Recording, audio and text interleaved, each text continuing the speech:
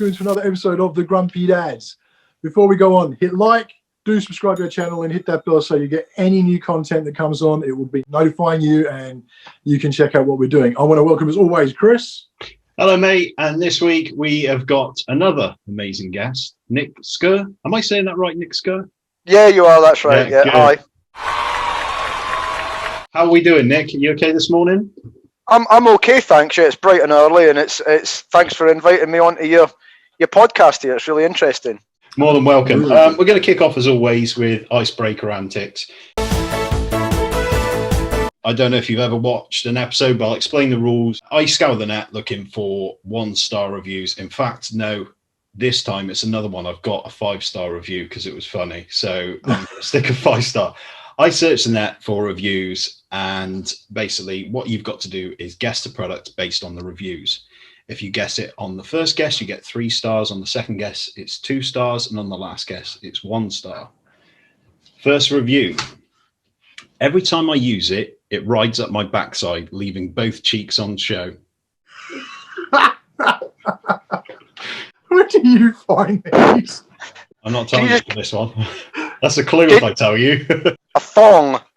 A thong. It's a good answer, but it's not right. Duncan, what's your answer? Can you give us a clue? Is it something that provides pleasure? No. I mean, I've only done it once to throw people off, which was condoms, but I have never done anything else apart from that. Yeah, but you said that the week we did the condoms as well. Rides up your backside, leaving both your cheeks on show. I'm going to have to go with bike shorts again. It's the only thing I can think of. Oh, wait a minute. Is it a saddle for like on a bicycle? No, but you only get one guess per clue. Duncan, you were wrong. I'll go on to the next clue. The measurements are so bad, so tight at the bottom and really loose at the top. Oh, sounds like my wallet. So every time I use it, it rides up my backside, leaving both cheeks on show. The measurements are so bad, so tight at the bottom and really loose at the top. A leotard. No. A mankini. Oh, God, no, it's not. The reason I reacted like that is because you were close, and we never let anybody get less than 1 star, so I'll be giving other clues. Don't dive, stitching popped, and I'm left little to the imagination. Is it a wetsuit? Speedos. Come on. You're so close. I mean, I'm going to give it to move on to the next one because it's a women's swimsuit. Oh, yeah, Speedos is close. Yeah, so no, Speedos is not the same. A woman can't wear just Speedos. She could wear a mankini. Yeah, I guess so. She might get thrown out, but yeah. Right. And there are plenty of beaches where women can wear just the Speedos. Yeah, I guess so, yeah. Second product, first review. Couldn't use. It's got treads on the bottom. Why? That's bizarre. It's really hard to get 3 stars on these. I mean, you instantly think of shoe, but that's the whole point of a shoe is to have treads on the bottom. So it is. Yeah. Is it S&M gear of some description? No, it's not S&M gear. I've never. Oh, difficult one, isn't it? What would you not want treads on? Skis? I don't know. Skis? No, it's a good answer, but no. That is a top answer. Yeah. Second review. Dangerous. Tried to hold on to the flimsy string and it broke. I had no control. I'm not sure if it's like a scooter or a skateboard? No. Kite. A kite. If anything would be useless with treads on the bottom, a kite would fit. It does. It makes sense again now I think about it, but no, it's not a kite. Last review. Broke in half going downhill. I hit a bump, whole thing shattered in 2. It's a toboggan. Yes, snowboard. It is. Oh, right. It is. It's snow sled, toboggan, same sort of thing. But yeah, we're doing well. We've got 2 stars so far. we've got to scrape this back from shame here, Nick. Well, we're on to a 5-star. This one. I mean, 5-star review. Not that you get 5 stars, right? First review. Buy it. I used it and I felt things I never have before. I love this one. Is it? I remember seeing a review. It was a Harry Potter toy broom. ride-on broom that vibrated. Or the Nimbus. Are you? And the reviews were hilarious when I read them, but it seems very along that line. Do you want to use that as your guess or not? I'll use that as my guess. A Harry Potter vibrating broom. It's definitely not that. No. Nick, what's your guess? An inflatable doll. I don't know.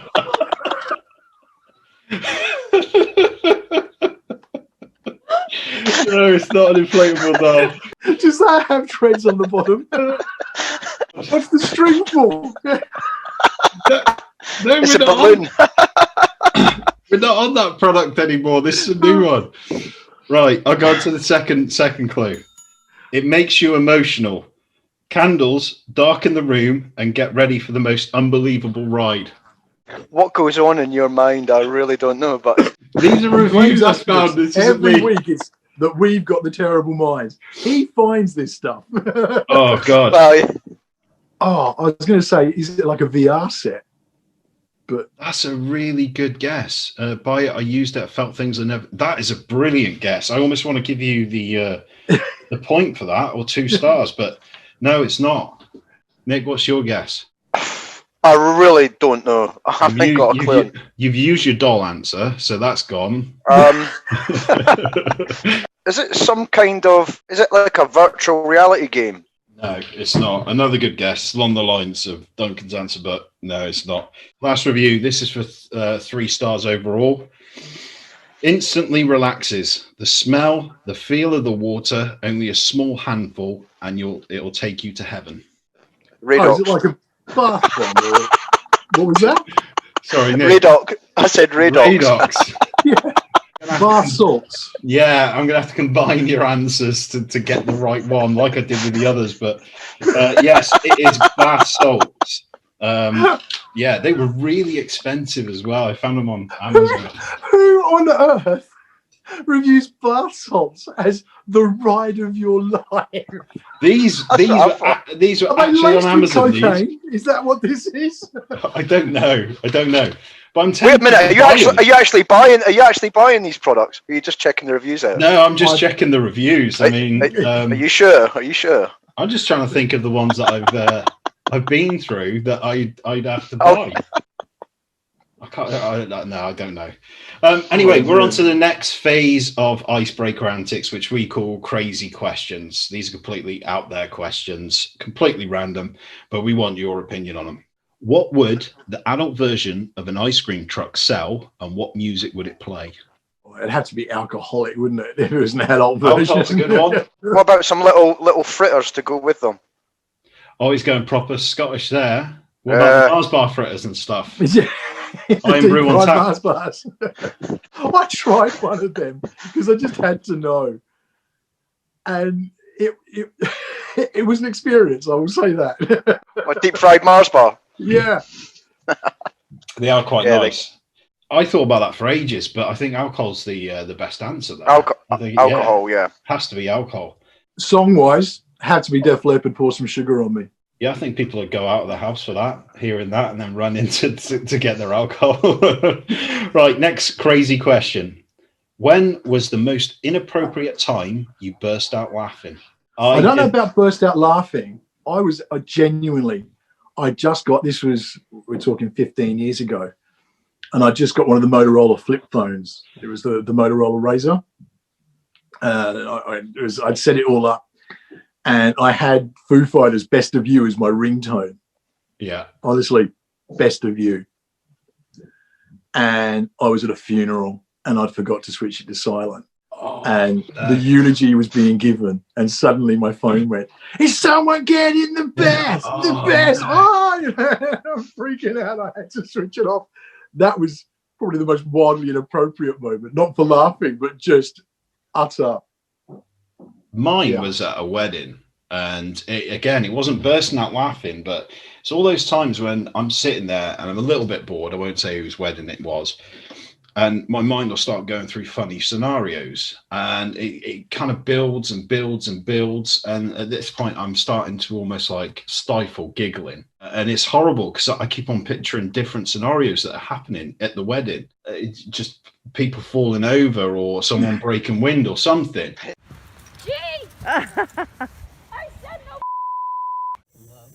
Until we are parted by death.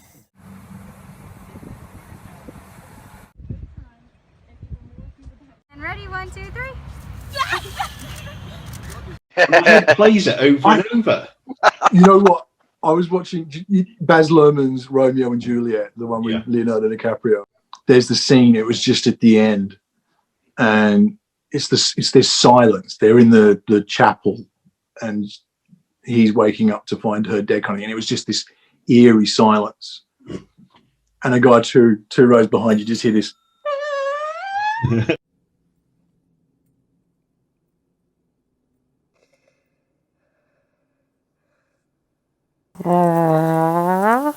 Just in the silence, and the whole place just erupted in laughter. It was just awful but brilliant. How about you, Nick? I don't know. I mean, I can't really pick out a particular time where I laugh, because I do laugh quite a lot. Well, I do try to, because it's good for you. But this is what I was saying before about how I forget things getting old. The thing is, this particular question could be incriminating. I literally just thought of the one time that I laughed at the most inappropriate time. Go on. And I think I was 12, 13. And I just got my first television in my room kind of thing. I'd gone out, saved up my money, and I bought myself a TV, and I had it on really quietly. I think I had headphones which you could plug into it. And I was just sort of quietly turning it off. I could hear everyone had gone to bed. And I'm like, yeah, turn off the TV, settle in. And I've just settled down. And my dad and my stepmother started in the next room. And I was in just torture of what the hell do I do? And I'm just trying to think of other things, all that kind of stuff. Everything came to its end and moved on. And they were obviously having the pillow talk afterwards. And my stepmother says really loudly, "Jerry, I love you. Every inch." And I lost it. I burst out laughing. It was like one of those little and there was silence through the house. And I could hear the dog awkwardly rustling on its bed. And it never got spoken of. It's never been discussed. I skipped breakfast the next morning because I just went out of the house. I didn't want to make eye contact with anyone. I just had to get out of there. Let's hope they don't watch this episode then. I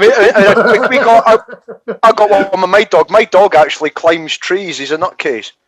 I've actually got we went for a walk down to a local park, and I mean, I just couldn't stop laughing. I mean, you have to see the video, but he decided to climb up this tree that was like sat at this sort of angle, and he went more than 20 foot up, but he couldn't. The branch, like the trunk, was only about 5 or 6 inches wide, and he's only a little Jack Russell. But he couldn't. He's not a cat, so he couldn't manage to turn round. So, as he attempted to turn round, he fell out of the tree, and he sort of spiraled like this. But I followed the camera down with my phone because I had to film it, and he landed on all fours, looked at me, and ran off. I couldn't believe it. I couldn't stop laughing. It was crazy. You got to send that into You've Been Framed. There's a 250 quid check waiting for you on that one already. Yeah, that'd be good. Next crazy question. What sport could you play the longest in a televised game without anyone discovering you weren't a professional? I mean, could you just be like wearing the sports outfit and then before you actually do what you're supposed to do right, it goes into another take?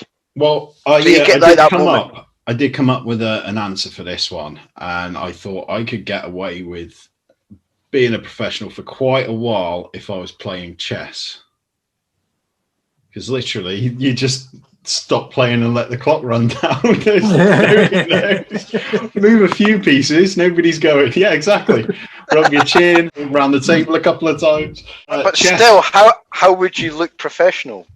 No, until somebody discovered as you're playing, like, oh, he's an amateur. So you'd have to put all the gear on. You'd have to get the right setting. As you're playing the game, how long could you last in a particular sport where they went, he doesn't belong there? You know what? I am pretty good at poker. So you reckon? And I you usually could, get through to the end of the game, but my end game sucks. When it gets down to just the two people playing, I'm not good at that bit, and that's where I always get exposed. So I say poker. I mean, I think anybody could with poker, couldn't they? Because even if you kind of get it wrong, wouldn't it be class to say, "Oh, he was bluffing," not "He's an idiot. He shouldn't have done that." No, because you last through to I always last through to the final two, which means that Oh, I you played mean the game to a you point. like it in a setting with you all round and whoever sort of? Yeah, I always on. get it's when I get to the end game with the final two that my expertise runs dry. How long would you last, say, on a football pitch, Nick? I used to play football, but I'm not professional. I could probably last a full 90 minutes, to be fair. What, without anybody saying, "Oh, what's he doing"? I don't know. I've got a wig and stuff. I could just put that on, and you know what I mean. I'm not talking about being a linesman either. You have to be playing the sport. I think it would be the point where I actually like miss the ball entirely. That would be the point I'd have to. You know, I just don't hit it because I'm so exhausted. I'll fall on my backside. Yeah. Last crazy question. What's something that everyone knows is true, but we don't like to admit? Ooh. Everyone goes to the toilet. Everyone, no matter who, loves the smell of their own fart. Apart from the Queen. She doesn't. That'd be awkward in the Christmas Day address, wouldn't it? Yeah, it would be. Lords, ladies, gentlemen. There's a lot of toilet humour in this episode so We've got far. to an unusual place this week. I'm sat here in the conservatory and I'm looking really warm, but in fact I'm really cold. I'm not sure everyone would know that was true.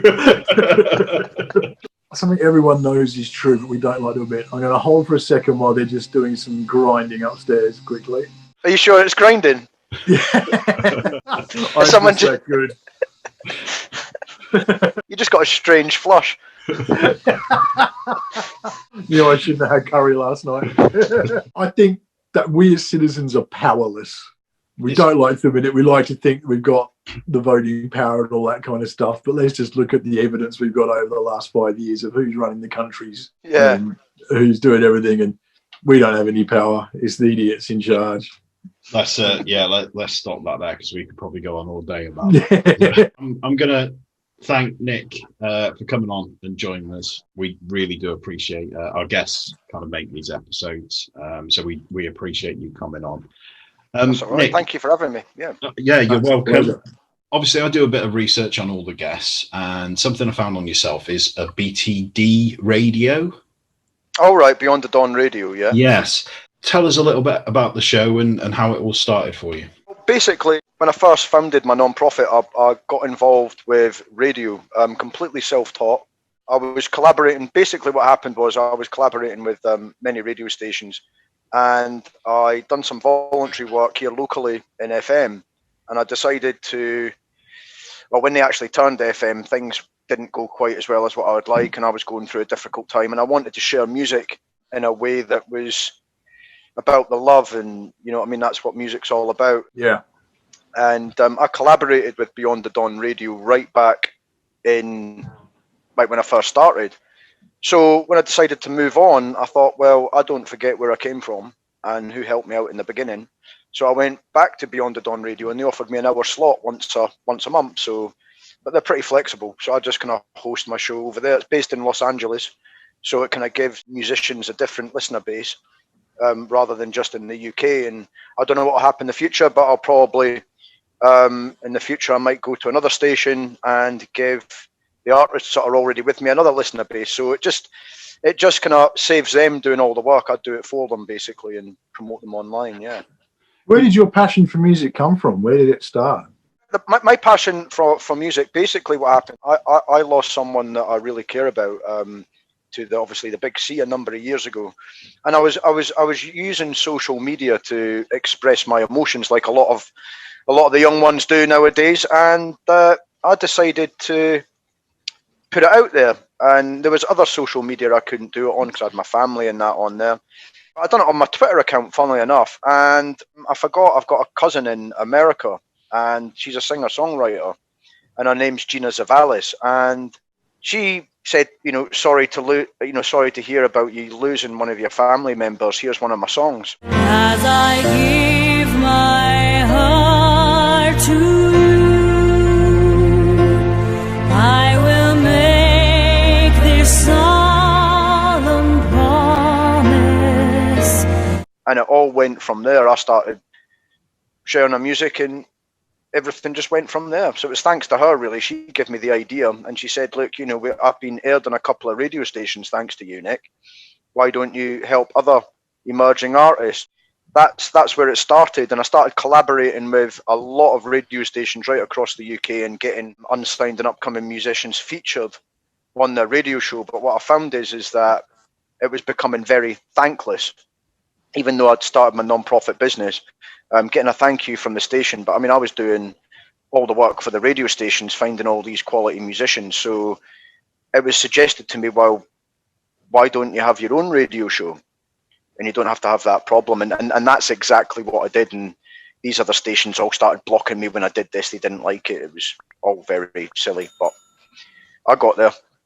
So I'm slowly getting there. But Beyond the Dawn Radio is a really good radio station. It's a voluntary radio station. So unfortunately with this one, there is no PRS or royalties for it. The only thing that we can promise, we like myself, is that we promote the hell out of the musicians and get them some more traction to their music. Because it's not always about the money. Sometimes it's about, or even how many listeners are listening. It's about who's listening.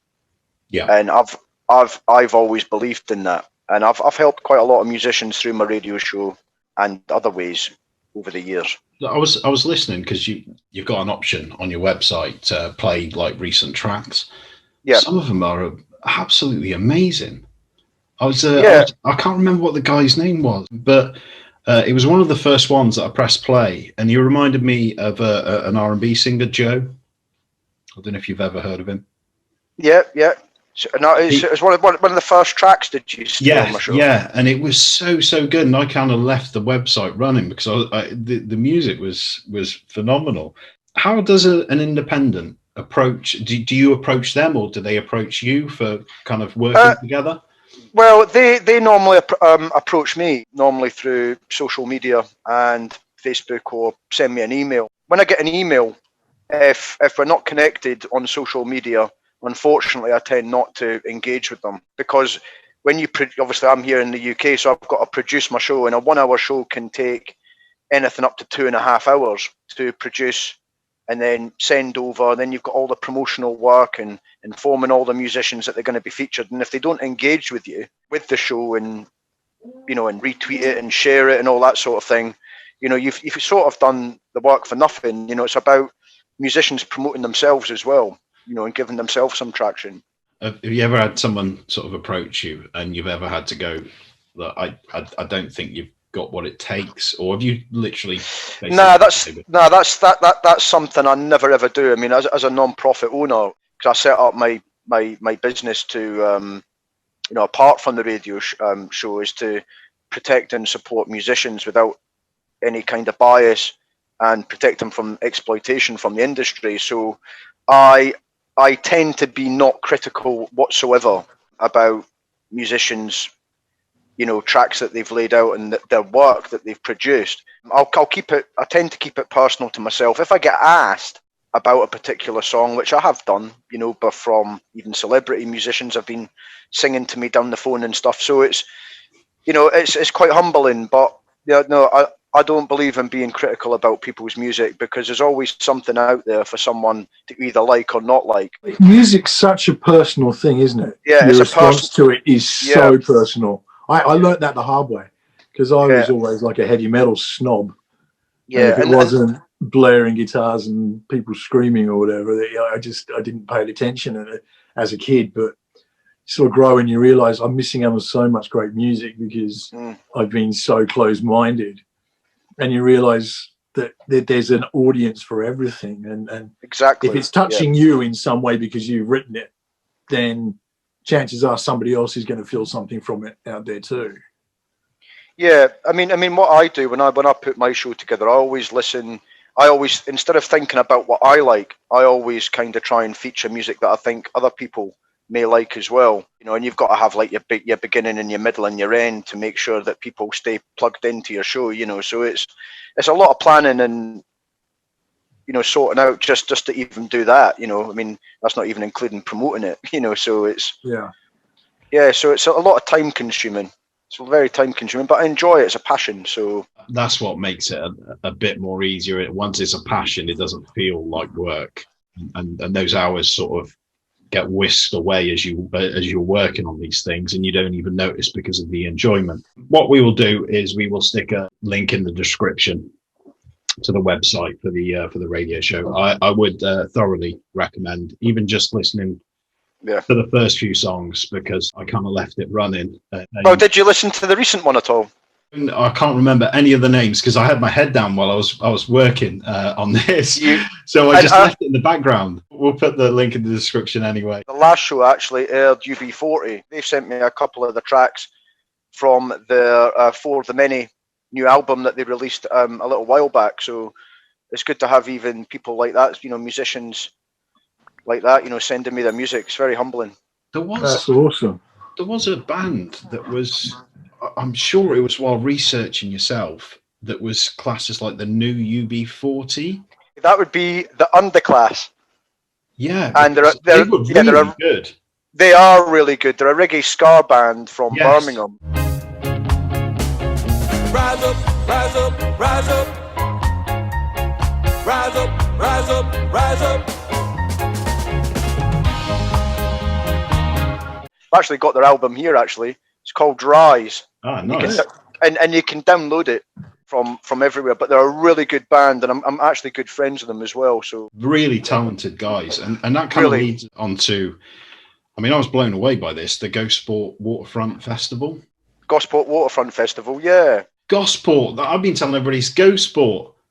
I know it's on the South Coast, but I was thinking, I mean, a place called Gosport? I've never heard of it. Yeah, well, the Gosport Waterfront Festival is something that I'm really grateful for to be involved with quite recently, actually. Obviously, things didn't happen last year, so I helped to book the celebrity headliners, and the festival organizer has actually given me my very own stage. It's actually called the Spinnaker Stage. We haven't publicly announced it yet, but I mean, it's public now if you see this video. But it's called the Spinnaker Stage. I came up with that idea because you can see the Spinnaker Tower from the stage. So not only have I'm slowly getting where I want to be, and that's creating not just an online platform, but a physical platform. And because I've listened to a lot of musicians and a lot of their tracks over the years, I can actually, you know, I can give people the opportunity, because there's so many festivals around the world where you have this such a stringent sort of process to go through for hard-working musicians that have never had the opportunity to perform on stage before to actually get up there. So, you know, if someone reaches out to me online, if I think their music's good, I think, yeah, why not? Yeah, come along, have a 20-minute slot. Yeah, why not? That's amazing. Yeah, so I've got that element now that I can actually provide a physical platform. But the important thing about the Gosport Waterfront Festival, it's actually now a registered charity, and the whole idea of it is to help the community of Gosport and disadvantaged kids, and even those with disabilities. So how it works is what the organizer and the charity and me and all of us are together. We're trying to raise basically about £500,000, and this will buy a building and a recording studio to help disadvantaged and disabled kids into the music industry. And when I found out about this, you know, this amazing charity and what its cause was, that was, once again, it was values of why I set up my non-profit, and I jumped right on that. You know, I'm always behind charities and good causes that are on a journey to help others. You know, I think that's really important. That seems to be a real passion with you. I've noticed with, I mean, everything we've looked at, sort of researching, and you have a real passion. It seems that you have a real passion for disability as well. Yeah, I think that it's. I mean, growing up as a kid. I mean, I lived in a very small village up in Scotland, and I did, unfortunately, growing up, I was the only ethnic in the village. So that's when I realised, discrimination is out there.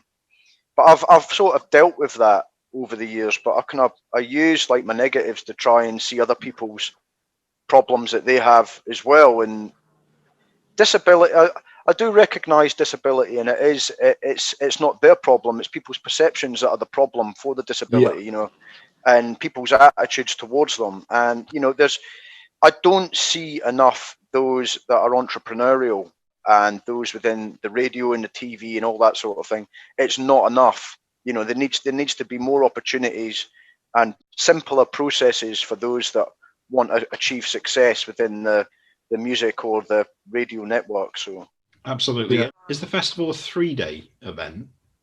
It's a 3-day event. All going well, it should be on the 30th of July to the 1st of August. So it's kind of, the gates open up about 12 o'clock in the afternoon, and then you've got like the smaller stage, and then you've got the main stage. How much are tickets? If you visit the website, I think it's the gosportfestival.com, all the prices should be on there. I don't want to say on the top of my head because I don't know if anything's you get it changed. Wrong, undercut. Yeah, but I mean, it's about £10 a day or 25 quid, something like that for the weekend. But the money goes to charity as well. And so who's your headline act? I managed to reel in Neville Staple Band from the Specials. Yep. For one of the day. This is the original rude boy, Neville Staple. Original rude girl. Oh, thank you. Thank you very much. And where are we going to be, Nev? Gosport Waterfront Festival. Yes, next summer. I think it runs on the end of July into August, and we're going to be headlining down there. So let's see you there, all of you. Yes. Stop your messing around. What'd you say, Nev? Stop your messing around. See you there. See you down there. Bye, bye, bye, bye.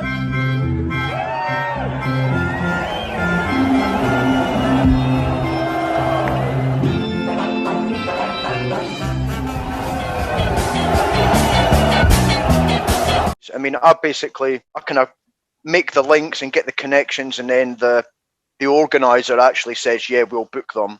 So I just want to put that right. It's not me that actually physically books them. I just kind of approach them and get in touch. And the Hoosiers as well. We've got the Goodbye Mist. Yeah, the Hoosiers as well for the other night. So if all goes well, it's going to be really good. And the main support for the Neville Staple Band is actually the Underclass. They're going to be performing there as well. Now, their former band, Rob Swatkins he's the lead vocalist for the band.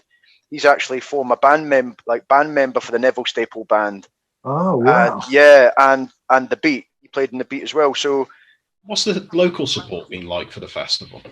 This is my first time involved with the festival. So technically this should be my first year, which would have been last year. But obviously with all the lockdown restrictions, things have changed. So I don't know what the local vibe's like. I've never actually been to the festival. At the moment, I'm just doing a lot of background work, try to help the rest of the team we're all working together as a team to try and give it some traction. But I haven't felt the physical vibe, but I've seen a lot of videos on YouTube and stuff like that. Yeah. So I do think it's going to be pretty amazing, because it's the first time this year that they've actually had an unsigned stage, like a separate acoustic stage for upcoming musicians. And I'm truly humbled to actually been gifted that stage.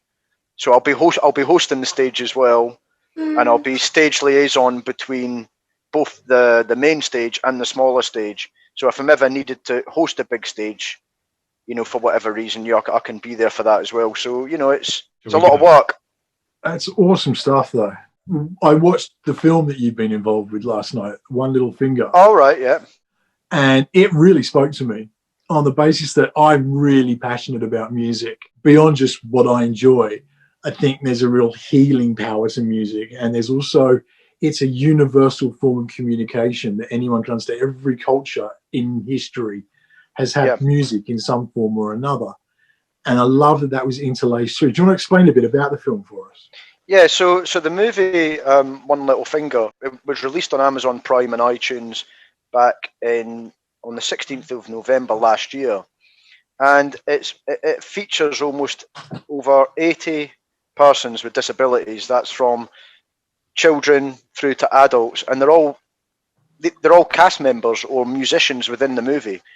And to me, that is very special indeed. That's one of the reasons that I got involved with the film. That's basically a whole new movement. So it'll kind of, when you watch the movie, it'll change. The idea of it is to change people's perceptions of how they think of others that have a disability. In fact, when they've got beautiful abilities, and you need to just give these beautiful people like a chance in life, you know. And it's about time the world needs to change. And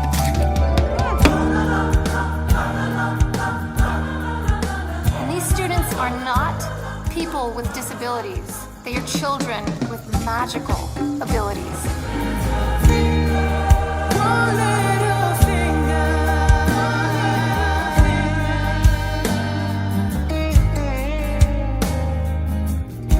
Absolutely. And it kind of puts to shame Sears. That was my thought through it, the whole thing. I know. It's mind-blowing that we've got an example here, 80 on set working, and with music, Sears sort of movie adaptation. She moans about casting one autistic person in an autistic role. And yet you've got this film where there are, like you say, 80 plus disabled actors playing the parts and doing and musicians, and they're all musicians and cast members, and they've all been trained. And it took over. I mean, the film director, his name's Rupam Samar. He's a really nice guy. He's actually like a Guinness World Record holder as well. You'll have to check that out. It's truly amazing what this guy's achieved. I mean, he deserves a lot more kudos than what he gets, to be fair. I take my hat off to him, for what he's achieved. Yeah, the fact that he's taken these amazing people who are disabled, but like you say, are amazingly abled as well, and the music that's in there.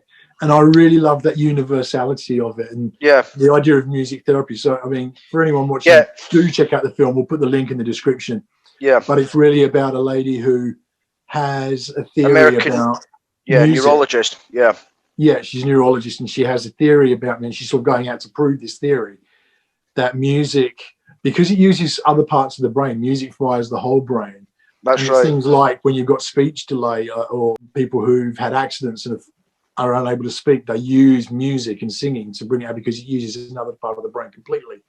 In fact, I used to know a guy who couldn't speak, but he'd go to church on a Sunday and he'd sing every song because it was coming from a completely different part of the brain. Oh, music's definitely a good stimulus, isn't it, for the brain? You know what I mean? It really, truly amazing. I mean, music is a whole world in itself, isn't it? Really, it's music. What I loved hearing your story from before about how you sort of got into all this in the first place, because for me, it's always that music.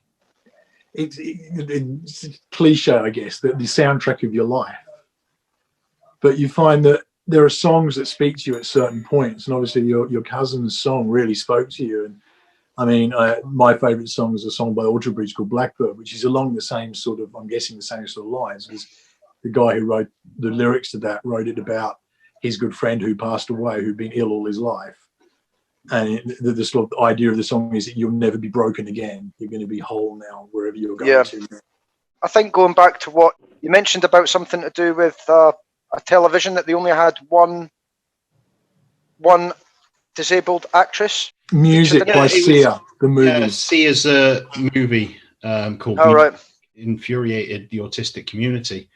Yeah, I mean, quite rightly so as well. I mean, I've I do a lot of work online, and it was actually round about the time before the movie was actually getting released. I saw some posts online. I can't remember who it was, but it was a female, and she was a scout for some other company, and she was trying to obtain disabled persons to be featured in a short documentary. And I could feel her negative energy online about, we can't find anybody, I haven't got the time, I haven't got this, and I think there is agencies out there for those with disabilities that you can set up your profile and, get booked for adverts and things like that. But it's very difficult as well, because what you also want to try and avoid is making sure that those with disabilities aren't just exploited for an industry. They just want to tick a box. Yeah. You know, and that's something that I disagree with as well, because after they've done their production or whatever it is like that, you know, I really do think that those with disabilities need to get credit as well. You know what Chris and I have said for a long time, we raise it a lot on here, is the idea that really disability needs to be educated in schools. Yeah. Needs to be out there and something, because if you're going to break down the discrimination and the prejudice and the stigmas that accompany disability, it needs to be taught at that early level and understood. And I really think One Little Finger would be a fantastic movie to represent that. Well, it already has. So it went to like the film festivals and that all across America, and I helped to promote some of that. But it has been shown in a lot of colleges in the States as an educational learner. I mean, I've still got all the press kits and stuff like that here. So I mean, I can quite easily get the press kits to any educational department, you know. But it's in the UK.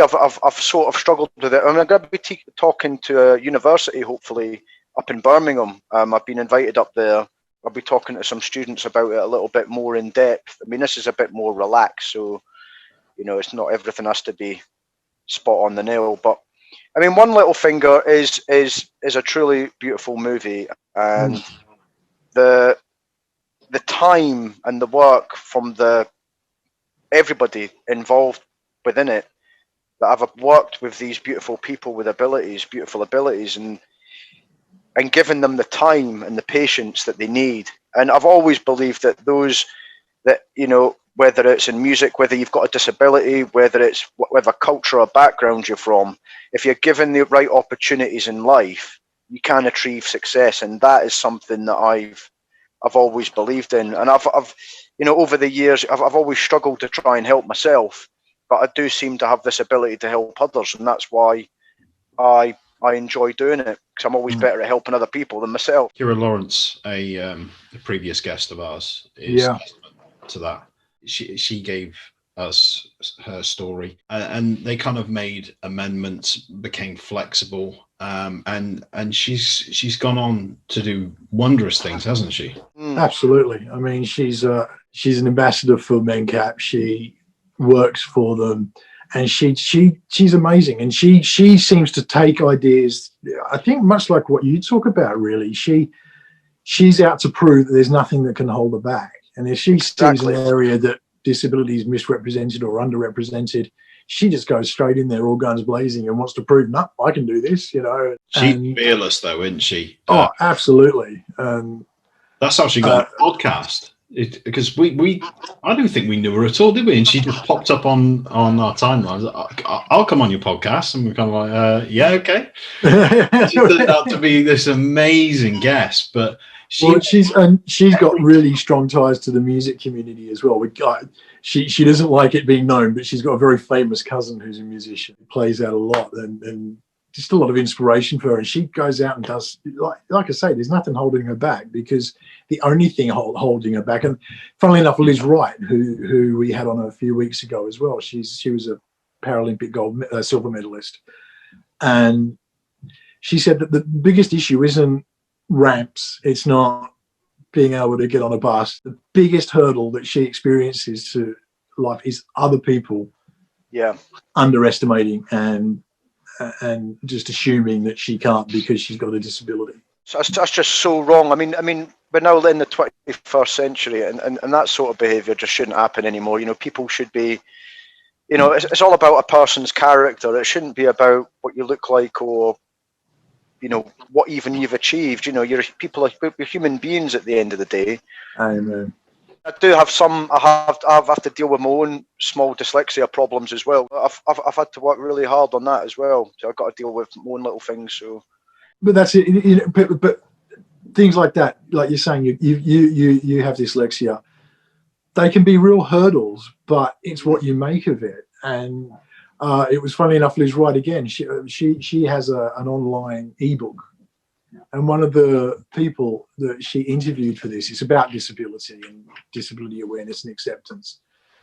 And is a dyslexic teacher. And she was actually told by another teacher when she was, I think, a TA, that you can't have a dyslexic teacher. That's ridiculous. But this woman actually teaches English better than anybody else because she can use really technical words. Like I think she's science actually, but she uses technical words in science and she can spell them when no one else can because she sees the word differently. Yeah. And so she teaches that to her students. This is how you remember it. This is how I work it. And they know all these. It's amazing. Like you say, it's an amazing ability if you take it in the right context and put it on the right path. Thanks so much for joining us, everyone. It's been awesome. Please thank Chris, as always. Thanks, mate. And a huge thank you to Nick for coming on the show. Thank you so much, Absolutely. mate. Yeah, thanks for inviting me. It was really, really great to have you guys invite me onto your show. It's been really good. And don't forget the underclass In the description as well. We will put a link upcoming reggae ska band. Yeah. Please, everyone, like the video, do subscribe. We want to hear your comments. Don't forget, if you put a comment up, we'll give you a shout out in next week's episode. Please subscribe, hit the bell button so you know when we've got new content going on, and we will see you guys next time.